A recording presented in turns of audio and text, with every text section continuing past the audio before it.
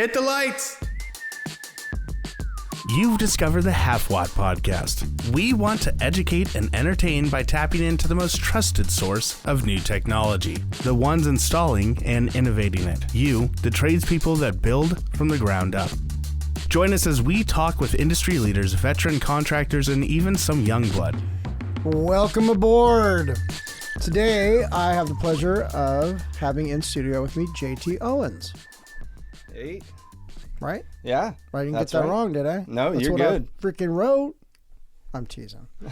So JT was a student of mine, and we had to realize when we'd cross paths, it was pre-COVID, right before the Rona came and ruined our lives. When ruinous Rona showed up and defecated on the porch. So we were right before we went into the lockdown and started doing the online stuff. Yeah, your class was the last class that I had in person. I want to say we even took the final remote. Did we not have a guy in that class who came in there and he says, I said, how you doing? He goes, I just came back from China. I got a little cold. Was that the class you were in? It might have been. It might have been. Because there was a guy who came in and goes, yeah, man, I just got back from China. And I went, oh, that's real funny. And a month later, I'm like working out of my basement.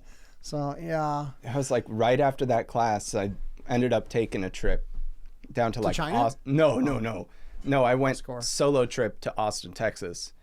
And there was like maybe 3-4 people the whole time that I saw with masks.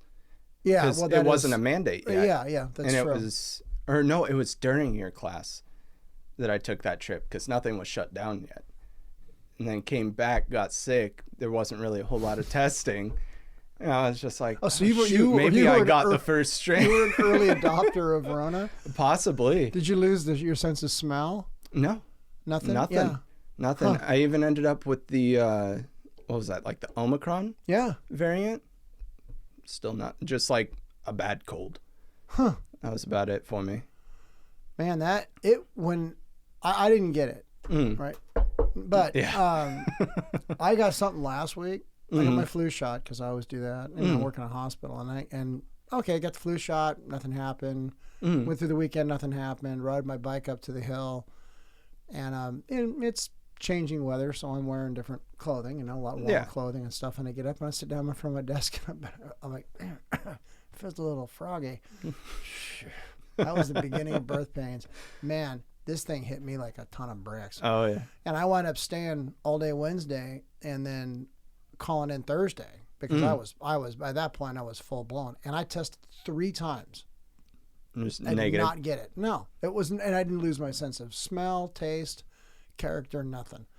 So I thought, well, it's just whatever. It's just some flu cold stuff, and it did not disappoint. Yeah.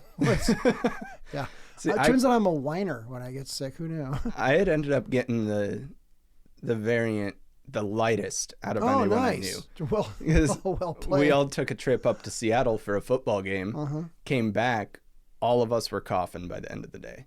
Oh, so it came on fast. It came on fast, and everyone else was just couch locked, super fever, like See, I didn't the even worst get a week fever. of their life. And I was just like, I got a headache and a cough. You're all like, I'm going drinking. What? Oh. I got an inhaler now, but that's about it. Huh. It's weird. It's a weird. Yeah. This is the first time I got ill, and like I said, I don't think it was COVID. I mean, I just don't. But this is the first time I've been sick since before the lockdown. And right before the lockdown happened in January or February, I got sick with something that took me down like I mean, it was bad. Oh, and yeah. My wife got it and I got it, and we looked at each other, and when the COVID thing came out, we must have already had it. Yeah. But, if you look at the spread of it, that was that one home skillet up in Washington who gave it to everybody. And we're like, how could I have already gotten it if that's where they contact traced it back to this one poor guy who they egg his house every day. Thanks a lot. Yeah, it was a different time. I'm glad to be back in the classroom. Yeah, I got to my last class that I took was in person. So I got to do codes in person. Nice. which I think was a huge help. So how did you do on the test? So tell me about you're transitioning from an apprentice into a stellar journeyman. How'd that work out for you? So right now I'm waiting on my test date. Currently. Oh, so you're still waiting. Yeah. Oh, okay. So I ended up screwing up on my end and entered hours incorrectly as far as like the categories. Why did you do that? I didn't pay so attention. your hours are off. Yeah, my so hours they get are off. And they're like, oh well. Yeah, they're like, oh, you're like 700 hours short on you need column to go A. into the warehouse for a month. Yeah. But luckily I got to go through and, just shift hours along. They're like, it's okay. It happens. Okay. You can, adjust the last 6 months. Oh, nice. So I was like, okay, cool. I go through and then they're like, hey, you did it wrong. You need to do it again. I was like, oh, okay. So I do that, wait a few weeks, and I'm like, hey, have you done anything with this sort of thing? I haven't heard anything. Excuse me, I would like to add to they were like, oh. My red staple. They were like, oh, we haven't seen that correction from you. It's not in our emails. I was like, oh, that's weird. I sent it 3 weeks ago. I'll just send it all again. And then just was emailing them every day after that. Hey, you see it? Hey, you see it? Just waiting, not hearing anything. It was like 4 days. And then all of a sudden one day, every 5 minutes, this month is approved. This month is approved. This month is approved. Finally had the time to sit down and do it all. Now we're going to go discuss your test date. I'm like, cool. Finally. So how, so you're just basically orbiting. So how much studying have you done? Are you still hitting the code book, right? I mean, keeping yourself fresh on it? Not really. Okay. You gotta get fresh. Yeah. You gotta get fresh with the code. That's you and the plan. code book need to sleep. Yeah. I'm going Since back you've already online. impregnated girlfriend, you need to be impregnating the book because honestly, soon to be wife. So. Yeah. I need to go back in. Dave had given us like, hey, study these specific tests that I gave you guys. Go back through. I plan on doing that because it's next week that they discuss test date. So remember, you can go to like those learning, like I showed you, like Jade Learning or whatever. You can go there and go and take their course as well. If you want to pay for it, you can do the whole thing and use those continuing ed hours. But if you just get there to practice a few, they'll say, hey, what are you doing? What are you doing here? But it's a place to at least get some practice tests down. Yeah, I'll probably take that down from you later. As well. Anything will help. Yeah. I mean, we do the stump to chump thing, and we did week 1 stump to chump this week. Okay. And I've got 2 small classes instead of a larger one, and it's actually been better, But for some reason, it's just like I feel like I have more time when I have less people, so I can kind of dial stuff in a little bit better. So we talked about the code, and then we went through some of the things I always talk about. How chapters 1 through 4, are apply to all electrical applications, and then 5, 6, and 7 like special everything. And then how the chapter 8 is because we had to drag the telecom people in kicking and screaming because we're like, you guys don't know what you're doing. Yeah, which is true. And the more, and I've told these guys, the more that they get into it, especially if you can get a handbook. Yeah, those are helpful, I think. Anyway, stay fresh with it. Oh yeah, stay fresh with it. Yeah, I know exactly where those books are. I just need to get myself to pick them back up again. I highly encourage you to pick them up because I haven't touched one the whole summer. So then I come back in to teach. And, when I start teaching again, you'd think that, oh, well, you remember because you've done this all these years. No, I go through a complete mind wipe in the summer. Like, I don't even know what my name is at the end of it. And then I come back and I'm like, how do I do this again? Oh, algebra. Because it just isn't intuitive to me to have to, so the first class back, usually the first class of the first term, I have to really cut my teeth on it to remember a lot of the stuff. The second class, it's a Tuesday night's class, usually much easier. They're like, hey, this guy really he's really dialed in. The Monday night class, this guy's a jerk. What the hell's wrong with him? Yeah. But no, it's just good because it just falls out of your head. Oh yeah. You know, you go do fun things for 3 months and then you just can't remember. Oh, and I'm totally that way too. What do you do for fun? Oh shoot. I mean, I used to play a ton of D&D with Ty. Really? And then when it's nice, because I'm the only one that'll go out when it's raining out of all my friends that I play with, but disc golf. Oh, so you're fantastic. A huge disc golfer. Oh yeah. Have you seen? So I worked with a guy who was really big into this. He was Eric Knight. I don't know if you run into him or not, but he plays disc golf as well. He's a sprinkler inspector for another company, but he was really into that. But I saw some guy do like one of the shots on Reddit, and it was just like, I mean, he just chucked that thing. I don't know how many feet it was, and it went in. It was like a hole in one kind of thing. I couldn't believe it. Oh, I watch all of that coverage type of stuff too. Yeah. So that's, to me, that would be more interesting than golf. Oh yeah, golf itself is not as interesting to me as disc golf would be. See, I just played golf for the first time since I was like 12 over the summer, and I was like, oh, okay, you know, it's fun when you have a group of guys that are fun to play with, sort of thing. And I got my rounds paid for. It's, you know, future that and makes father-in-law. It even more fun. Yeah, I borrowed clubs because it was down in California with my fiance's family and everything. So her stepdad paid for both of my rounds, loaned me clubs and everything. And I was just playing with him and her brother and everything. And that was a ton of fun. I was like, now you guys got to take a trip up here. Yeah. I got to teach you disc golf. I've got a whole extra bag that you guys can just throw out of. And you got all the different kind of discs for the different things. Yeah. Oh, Eric had that too. He's like, oh, you got to go to these discs for different distances. And I was like, what? I always thought, because there's like a speed on every disc sort of thing. So I was like, oh, you know, the higher the speed, the farther it goes. That's what I would think. Which is what every beginner thinks. That is very true. We just threw up on the screen a picture that we're laughing at, which I can't describe, but it's not pornography. But no, it's just a picture of a bunch of discs, and he goes, but I need more, and he must have like 30 on the floor. Oh yeah.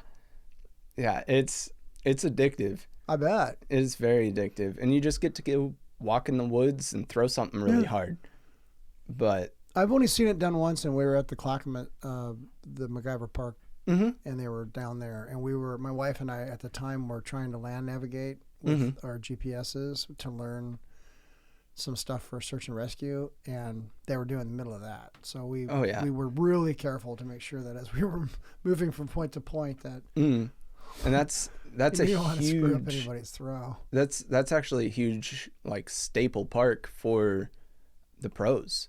I can see that. They love that park. It's a stop on the tour. No kidding. Every year. Yeah. Huh. So that's not a PGA tour. What do they call it? PDGA. PDGA? Yeah. I have to write that down. PDGA tour. That's funny. Pro Disc Golf Association. Yeah. No kidding. Yeah, it's like they even, you know, Blue Lake Park out in Troutdale? Yeah. One year they even did the World Championship there. No kidding. Yeah. It was like right before I started playing. And that's pro level course apparently. I mean, you throw it out of bounds, it's in the blackberries, it's gone. JT's at Pebble Beach. Just lining up on that. That is pretty. It was very interesting to see because I'd never really watched it, and there were a bunch of people out there, and it was a pretty big. It was like a tournament type thing, so we knew that we could navigate to the outskirts and not bother anybody, which is what we did. But as the whole time I'm watching them and looking at my GPS, because to learn that skill, like it sounds like a GPS is really easy. Yeah, really? Show me. Yeah. Show me how easy they are. Yeah, Show me all the different functions of it. Yeah, no. I mean, that kind of correlates to throwing a disc golf disc as well.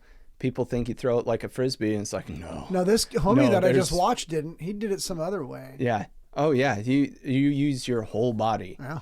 You barely use your arm. Your arm's just a catapult at the end. Wow. But you'll still get a sore arm, sore shoulder. Yeah, I bet. At the end of the day. That is so cool, though. So disc golf gets you outside. Mm-hmm. What else do you do for fun? Besides playing Dungeons and Dragons with Tyler. Yeah. I mean, there's not too much. I mean, Just sitting. I mean, really, during the work week, I do like nothing. Sometimes I just like cooking. Sit. Oh, cooking. There Cooking. You go. I love cooking. I cook most nights. Really?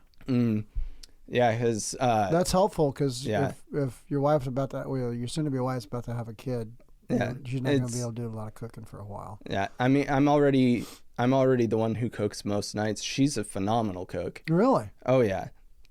But I do it most nights just because I get home so much earlier than she does every night. So what time do you start work? Like at 6 or something? Yeah, it's sometime between 6 and 7, depending on when a site opens. And then I'll get home around like 3:30, 4:30, depending on when I started. And she gets home at like 8:30. Oh, wow. What does she do? She is, assistant general manager of independent living building. Oh, wow. Yeah. Oh, so she's got a job. That's what that is. Oh, she hates it. That's a job. She hates it so much. Great. Hope they're not listening. Oh. No, but I get it.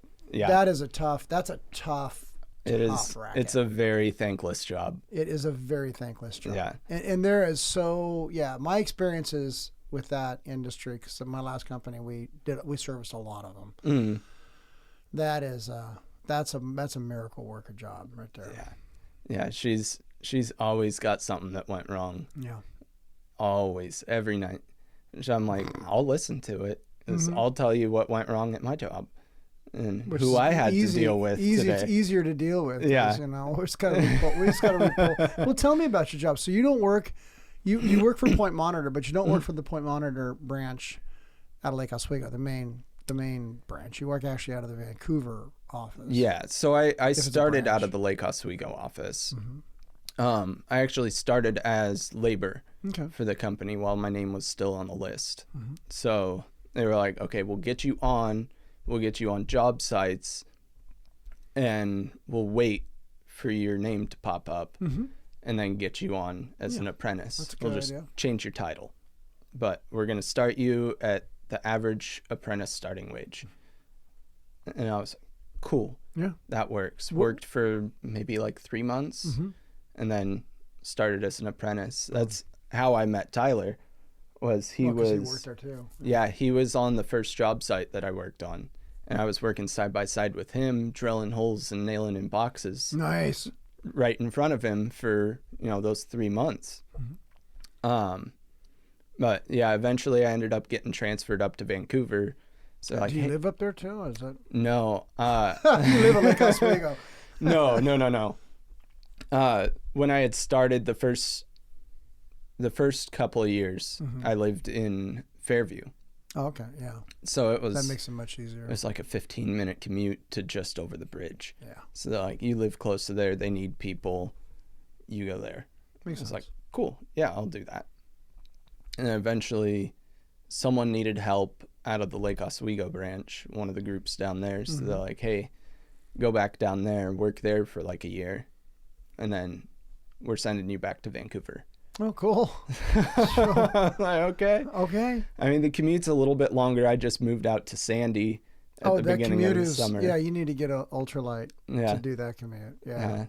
I mean, it's not terrible. It's like maybe a 40-minute drive into most of my job sites.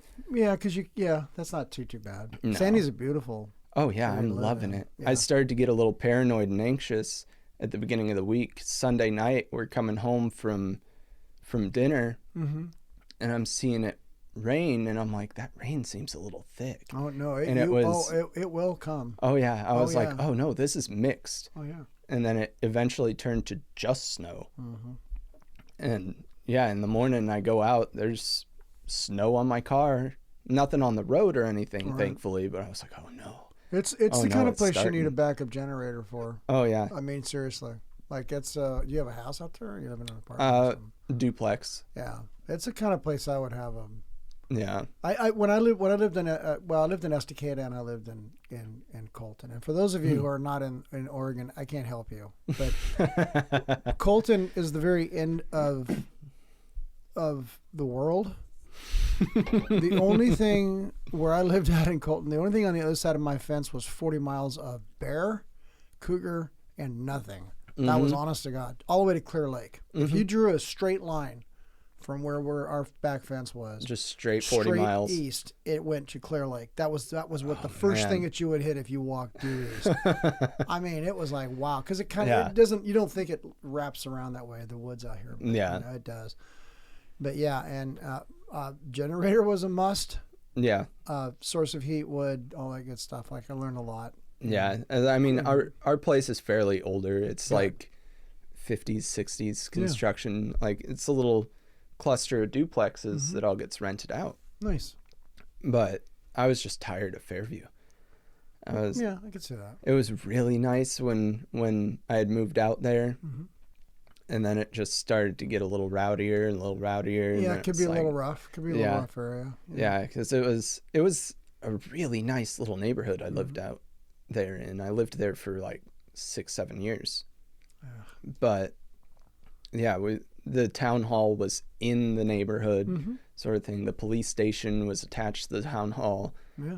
And then that Fairview police got absorbed to Multnomah County. Oh, is that what happened to them? Yeah. Because all of a sudden the ticket writing all stopped, so I figured something had gone on. I just figured they just changed personnel or something. So they all just got... It just got absorbed by Multnomah. And then, people started moving in there. Sort of thing. Check this out. Oh, hey, there's a forest park out here. Homeless people start moving in there. It was maybe, 2 of them. But it's still like, oh, that presence isn't there anymore. Stuff's going to start happening. Mailboxes started getting broken into. Cars started getting broken into. It's like, oh, this has an impact. This is not going to work out long term. I get it. No, I get it. My apprentice lives up in St. John's, and he's lived there for years and years and years. And he and I both ride our bikes to work, and so he's got a longer commute, and it takes him down Greeley. And I mean, he has to carry weaponry. Oh yeah, to navigate that. I'm sure. All the way into Greeley, all the way to Northwest, and it's better now. I mean, he'll tell me if it's getting worse, but it's better. It's better now than it was. 6-8 months ago, it was bad.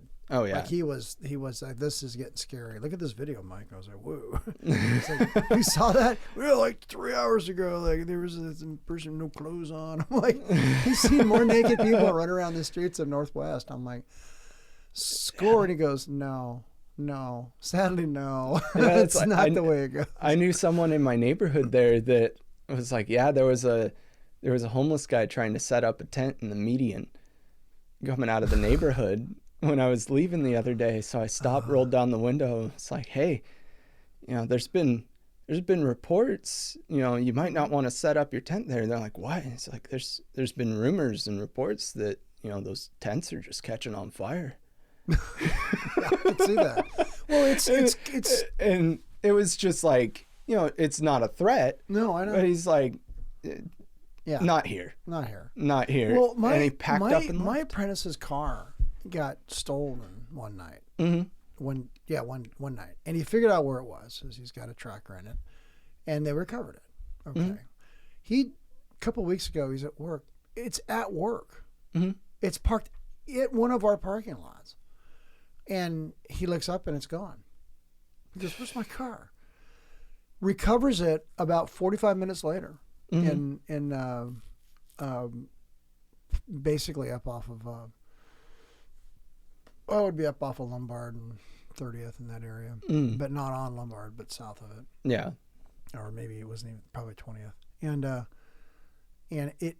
by the time, in the short amount of time that car went from Southwest Portland to Northeast Portland, it had acquired stolen items, clothing, food, alcohol. I mean, it was just it was 45 insane. minutes. And like, really. I mean, he was on it so fast that it was just like, hey, I gotta go. Someone's gonna give me a lift up here. And then he recovered his stuff, and he was just like, you're just not gonna believe this. Yeah. So it's like, wow. I mean, I was so thankful to get transferred up to Vancouver. I could see that. Working in downtown Portland, I was like, No, it's not. It's not what it was. As I did a lot when I worked for United. I did a lot of work in Old Town. A lot of work in Old Town. A lot of work in Northwest, and I loved those areas. I loved like 23rd and Marshall, and right around Good Sam, and Escape from New York Pizza and all that. Man, I just love those areas in Northwest, and even all the way down to Old Town was I had a couple of rough experiences, but nothing that I'm from San Diego. Trust me. Yeah. I've seen I've seen this. There are worse places. So I will tell you. But in LA, but it's something that the last time I was down there, and we were just down at about not Third and Ankeny, but just south of that, Third and Pine or something like that, and it was much better. It was much better, and so I think there's been a concerted effort. I think the city has heard we've had enough, and it really does need to start cleaning up. And I remember a couple of us from Vancouver got sent down to do a job site in downtown Portland, and we were off of 3rd and Ash. Yeah, and it was rough. Yeah, that can be bad. It was rough. Yeah. We were walking up to the gates of the job site from the little lot that we parked in. And we see this homeless guy run up to this other one in his tent and just pull out a cannon of a handgun, start screaming at him, grabs the dude's backpack and his bike and takes off.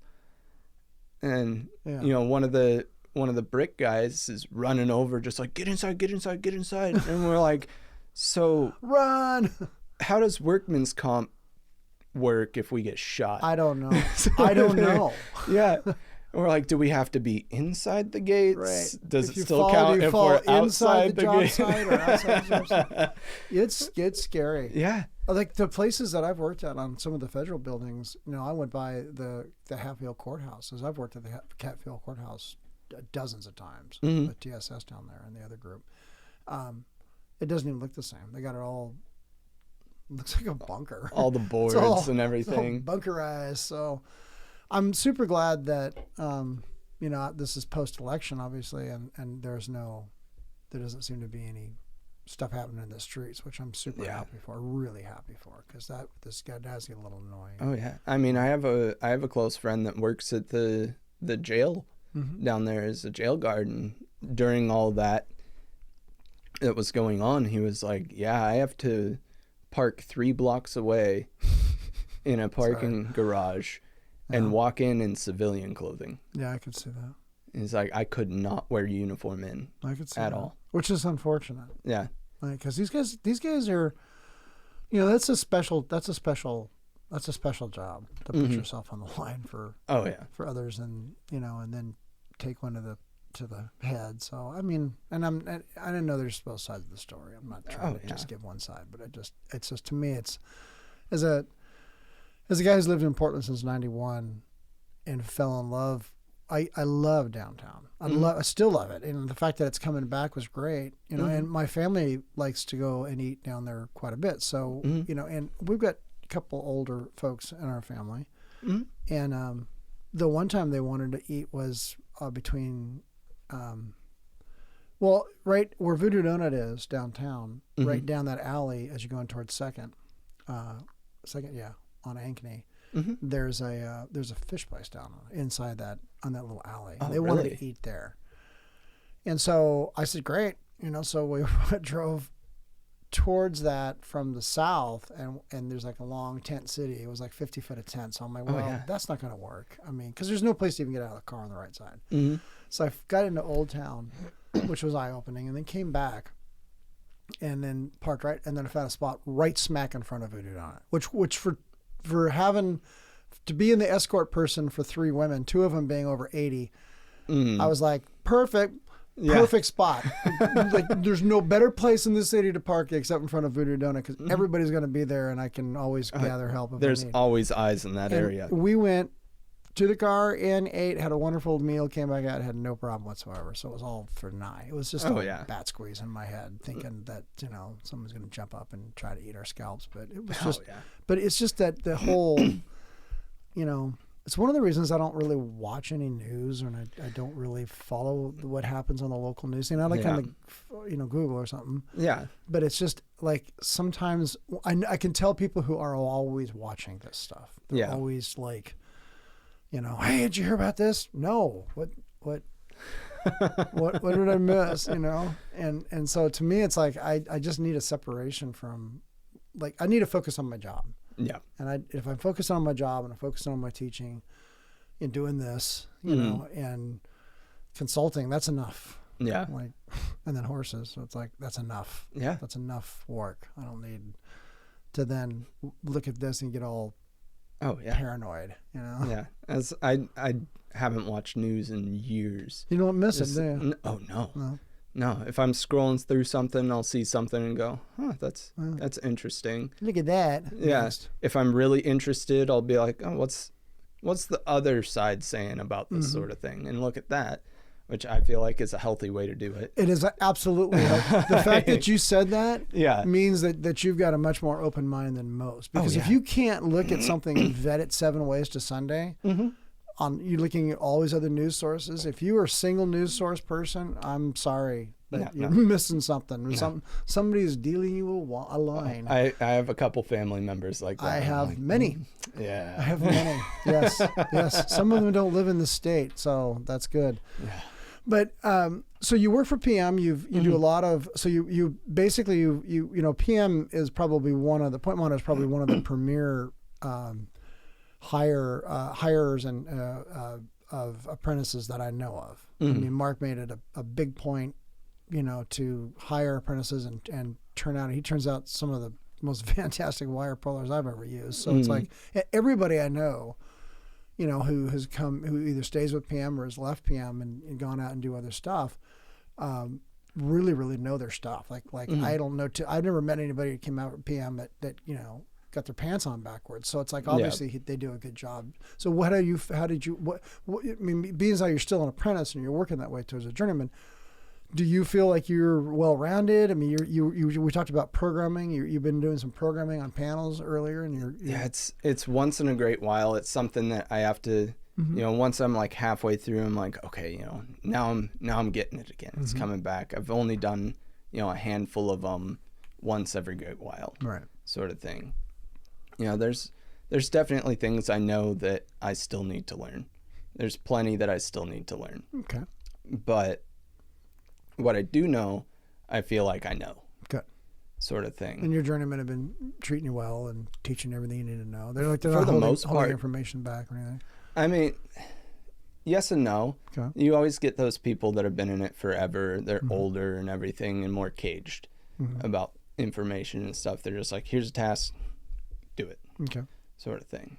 But you get that with any company. You do, yeah. It's fairly common. But there's been a lot of them that have been fantastic. There's some guys, like one of my favorite guys I ever worked with. I still work with him occasionally. I'm working with him tomorrow. Okay. He was always like, hey, we got called out on this service call sort of thing. You've only got a couple classes left, so you should you should learn some of this stuff. Here's the paperwork. I'm going to be right here. Show me how you would do this. I like that. And it's like, this isn't a test. Don't feel pressured if you don't know something, but I'm right here for you. Right. Lead me tests through. Your customer service skills. Yeah. It tests your troubleshooting ability. Yeah. It tests your documentation ability, the whole 9 yards. So is that what you're doing tomorrow? Are you doing a service call? Or No. No. It's a big project. Yeah, it's a big project going up on the Vancouver waterfront. Oh, nice. So I want to say it's all in rough in right now. Oh, cool. So get to pull wire. Cool. So you're going to basically, when you get done with this, you're going to turn right around and reciprocate in Washington, and not reciprocate, but take the test in Washington. Yeah. Yeah. If you think the Oregon test is hard, wait till you see WAC and RCW. Yeah. Wow. I'm sure. I've heard of it. They pay their Washington has the best written tests I've ever taken in my life, and I took a lot of them. So I mean, they're impressively good. I got sat down with that WAC and RCW test, And I thought, well, this would be easy. How many questions could you possibly ask? I'll give you the answer. A lot. And I knew that whack in RCW when I was done with that test. Like, I could probably quote it. It was so well done. I really did. I got done. I passed. I mean, because I had to take, I'm an ELO6 and an ADO6. So you have to have them both. And I did anyway. And I came out of the ADO6 test like drenched in sweat. Oh, I came out of there going, that was the only other test that the other one that was as hard was Portland's sprinkler test, which was hard for a different reason, but not because of not that it wasn't well written, but it was a body slam is what it was. And it's intended to do that. Oh, like, they really weed out the people who. Oh, yeah. There's water in a pipe? Really? So, you maybe ought not be doing this. What's the difference between wet and dry? Right. Yeah. You think those are the kind of questions you're going to get? Yeah. You know, and that's not it. It's all like fire pumps and you're like, woof. But it's so you're doing rough end work now, and you've had to do some service work. Some, yeah. What do you like when you get all done and you do journey out? What do you want to do? Like, what is it that you want to be here at? I mean, I like seeing a project front to back, sort of thing. So that's kind of scratches your itch as being in the beginning phases all the way to. Yeah, because I mean, I've always been the kind of guy that's like, I want to build something, I want to put something together and see what it does, sort of thing. Like, I would always take apart, toys and calculators and stuff as a kid and see like, let's see if I can get it back together and if it still works. Where's the spleen? Yeah, right. What does the what did you do before this? Like, what's your background? Remind me of your background. I had a variety of things. Wax eloquent. I mean, the last job that I had, I was working in a sheet metal shop. Okay. That was where they make sheep. Oh, sheet metal. Sheet metal. Not sheep metal. No. Not sheep. Not that. Okay. It was a tiny company that make tiny sheep. Tiny sheep. No, it was. So you're doing Ben and Tin for somebody, and I was making. It was aftermarket stuff for RVs and trailers. Oh, no kidding. Yeah, so it was interesting. I was doing those little panel doors on the sides and stuff, like the little storage doors. And then the shop also did like patterning for sheets on the sides as well. But my whole job was like, hey, here's dimensions. This is what this person ordered. Here's the color. Here's the kind of lock. Put it together. Nice. Sort of thing. But I started to work myself out of a job because everything I had done before that was speed and accuracy. You need to be fast and you need to do it good. So I'd get an order. Once I got the hang of it after, a couple months, it was like, okay, it's done. You got another one for me? No. We have 2 more for the day. Can you do these ones a little slower? Right, exactly. I was like, yeah, that one took me less than an hour to make. It's not that hard, but well, that shows that you have quality and that you know, once you figure it out. Oh yeah. You're like, got this down. Yeah. Watch this. Once it finally clicks, I'm like, okay, now I'm on a roll. I can see it, but I can see you working that. You can noodle that stuff out. You're noodling out the right procedure and how the thing's going to fit together. Yeah. I could see that. That'd be kind of cool. But yeah, before that, for about a year, I worked for a high volt company as labor. Okay. Just to get my foot in the door. Was you delivering stuff? No, I was like the on-site parts guy. Okay. Because it was like a dual project. It was a high rise and a low rise, all part of the same project. And I was just, keeping everything organized. People were like, hey, we need this much wire up here, bring up all of it. I was their forklift guy and everything. So I was just taking pallets of stuff up to the man lift and delivering it to them. But yeah, before that, I managed a Jimmy John's for like 3 years. I remember you telling me about the Jimmy John's. Yeah.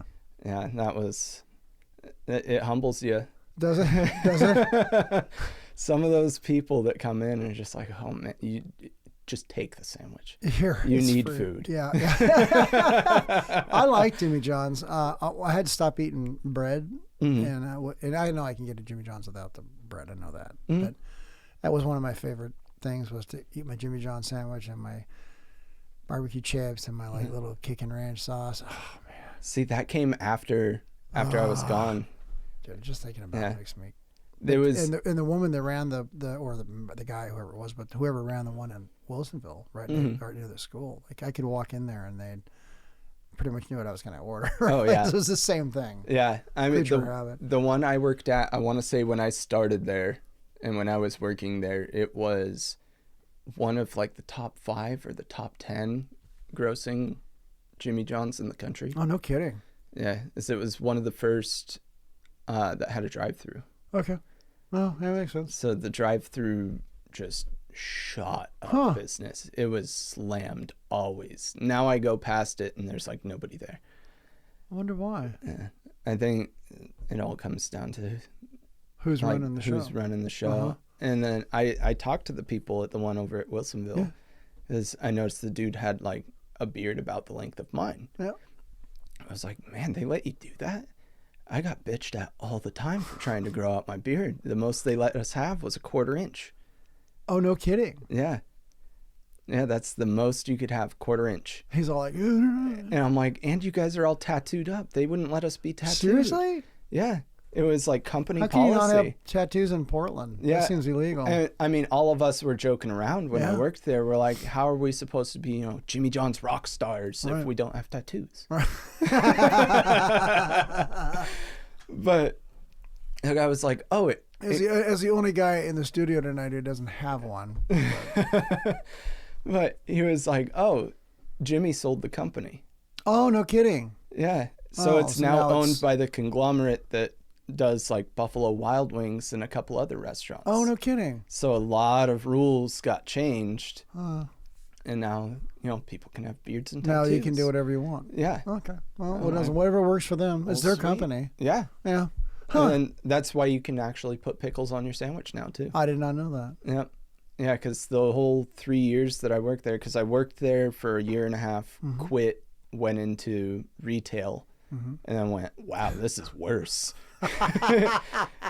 And the guy that had trained me had become the general manager of that store again, and he's like, dude, I'll make you a manager if you come back. What? You're like, what a face you just made. You're like, hey, did you know what's worse than this? Retail. Holy cow. I worked two retail jobs at the same time. Oh, I did retail. Oh, yeah. I did retail. I worked at the Troutdale outlets. Okay. And I did Vans and Levi's at the same time. Sounds fantastic. Oh, yeah. Vans-tastic. Oh, yeah. I would open at one store, have a half hour in between my shifts, and go close at the other store and just be there all day. Yeah, I love the fact that there are good people who do retail, because there are. There are lots of people who are really good at it and love it. And there was me. And I didn't have to stock shelves or anything and stuff. What I did on it was just like box boy kind of thing in California, but that alone was it gave you the opportunity to look at what it was going to be like in 20 years if you stayed in that. Oh yeah.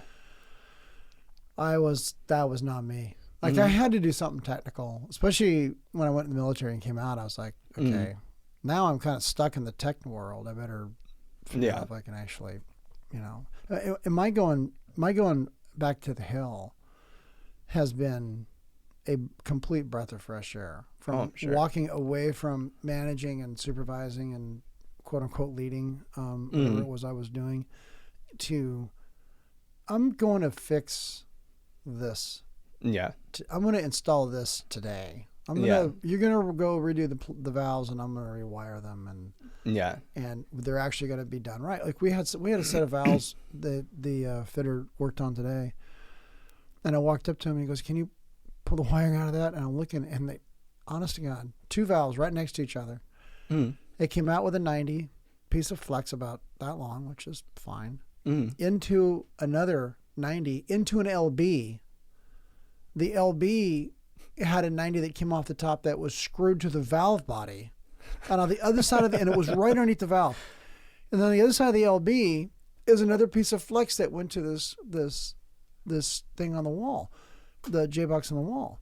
And I went, so that means the connection's made in the LB. Yeah. Which is completely illegal. So I'm not going to put it back together. Plus the fact that they're going to take out a Victaulic valve and put in another brand, and it's not going to be the same. So we're going to have to change it anyway. Yeah. But I've done this over and over and over again. We'll come in and we'll do something simple, and then I come back to wire it all up, and I'm like, well, we got to do this right. And so, we went to Home Depot and bought like a whole shopping cart full of crap that we have. That's just what low voltage monkeys need, Yeah. And we're like, woohoo, go underneath my desk and get the boxes, put it all together. And my apprentice is really good at it. Like he likes it as much as I do. So it's a fun time, you know what I'm saying? So, man, as always, I really enjoy talking to people. This has been a real treat for me. Well, thank you for coming in today. Yeah, thanks for having me. All right, my brother. I greatly appreciate it. Thanks for listening to the Half-Watt Podcast.